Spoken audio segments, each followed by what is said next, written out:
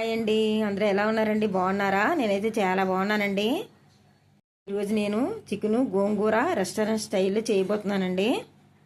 కావాల్సిన ఐటమ్స్ అండి: చికెను ఒక కట్ట తీసుకున్నానండి. మసాలా కోసం ధనియాలు, జీలకర్ర, గసగసాలు, స్పైసెస్, ఉల్లిపాయలు, వెల్లుల్లిపాయ, అల్లము తీసుకున్నానండి. గసగసాలు, ధనియాలు, జీలకర్ర ఒక పెద్ద స్పూన్ వేసి తీసుకోవాలండి. ఈ ఐటమ్స్ మొత్తాన్ని మెత్తని పేస్ట్లా చేసుకోండి. కూర కోసం అయితే ఉల్లిపాయలు, పచ్చిమిర్చి తీసుకోండి. మొత్తం గోంగూరని ఒలిసేసుకొని కడిగేసుకొని చిన్న చిన్న ముక్కలుగా కట్ చేసుకోండి. ఇందాక మొత్తం పేస్ట్ పట్టేమని చెప్పానండి. అల్లము, వెల్లుల్లి వేరేగా మిక్సీ పట్టుకోవాలి. కడిగిన చికెన్లో కొంచెం పసుపు వేసుకోవాలి, కొంచెం కారం వేసుకోవాలి, కొంచెం సాల్ట్ వేసుకోవాలి. మొత్తం కలిపేసుకొని మూత పెట్టుకొని 1 అవర్ దగ్గర వదిలేయాలండి. మొత్తం కారం, ఉప్పు బాగా పడుతుందన్నమాట. చికెన్కి చాలా బాగుంటుంది, సాఫ్ట్గా కూడా ఉంటుందండి ఇలా చేసుకొని వండడం వల్ల. కలిపేసుకొని వదిలేసుకుందాం.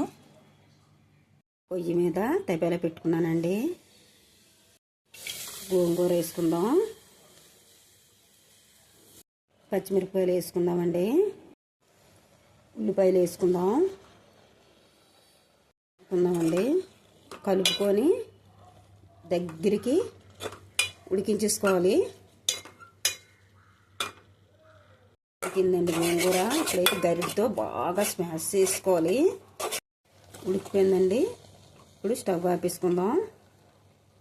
కళాయిలోనైతే ఆయిల్ పోసుకున్నానండి. హీట్ ఎక్కుతుంది. వెల్లుల్లిపాయలను వేసుకుందాం. చిన్న ముక్కలుగా కట్ చేసుకున్నానండి. వెల్లుల్లిపాయలని ఇలా కట్ చేసుకోండి. వేగాలి కాస్త.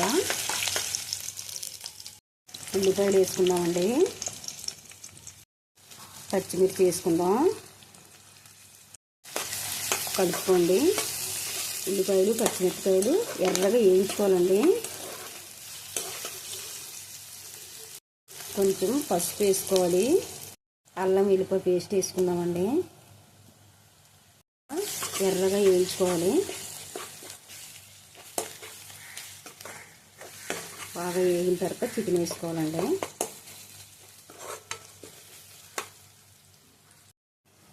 చికెన్ వేసుకుందామండి.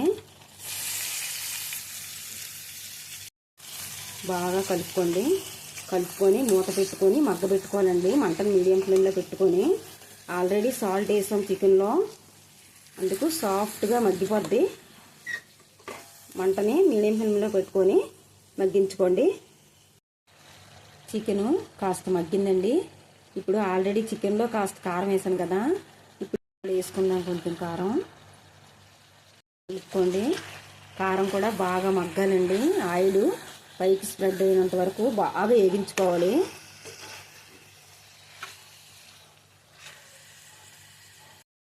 కారం కూడా బాగా మగ్గిందండి. ఇప్పుడు ఇందాక చెప్పిన మసాలా పేస్ట్ వేసుకోవాలండి. కలుపుకోండి. బాగా కలుపుకొని మంటను మీడియం ఫ్లేమ్లో పెట్టుకొని మసాలా పేస్ట్ కూడా బాగా వేగిపోవాలండి. ముక్కలకి మసాలా అంతా బాగా పట్టేయాలన్నమాట. బాగా వేయించుకోండి. చూడండి బాగా వేగిపోయింది మసాలా కూడా. గోంగూర వేసుకుందామండి. మొత్తం కలుపుకోవాలండి. గోంగూర చికెను బాగా ఎర్రగా వేయించుకోవాలి. మళ్ళీ గోంగూర కూడా బాగా మగ్గిపోవాలండి. కొంచెం సాల్ట్ వేసుకోవాలండి. ఆల్రెడీ చికెన్లో వేసాను నేను. ఇప్పుడు కొంచెం వేసుకొని బాగా కలుపుకోండి. మూత పెట్టుకొని మగ్గబెట్టుకోండి. గోంగూర కూడా బాగా మగ్గిపోయిందండి. చూసారా ఆయిల్ ఎలా స్ప్రెడ్ అవుతుందో? అంత బాగా వేగాలండి. వాటర్ వేసుకుందాం. కలుపుకొని మంటను మీడియం ఫ్లేమ్లో పెట్టుకొని ఉడికించుకోవాలి. చూడండి కూర అయితే దగ్గర పడిపోయిందండి. ఫ్రెష్గా దంచుకున్న ధనియాల పొడి వేసుకోవాలండి, జీరా పొడి వేసుకోవాలి, కొత్తిమీర వేసుకోవాలి. కలుపుకోండి. ఇలాగే ఇంత దగ్గరికి అయితేనే టేస్ట్గా ఉంటుందండి, కమ్మగా ఉంటుందన్నమాట. ఇలాగ ఈ స్టైల్లో చేస్తే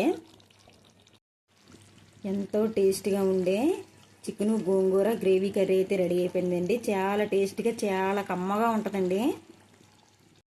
సేమ్ రెస్టారెంట్ స్టైల్లో ఉంటుందండి ఈ కర్రీ.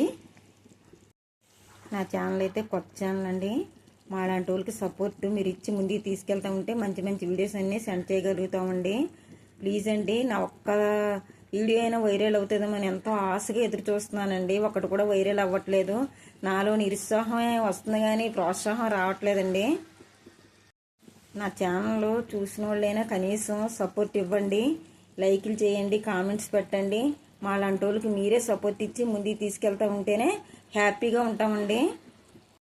మీ మీదే పూర్తి హోప్స్ కూడా ఉన్నాయండి.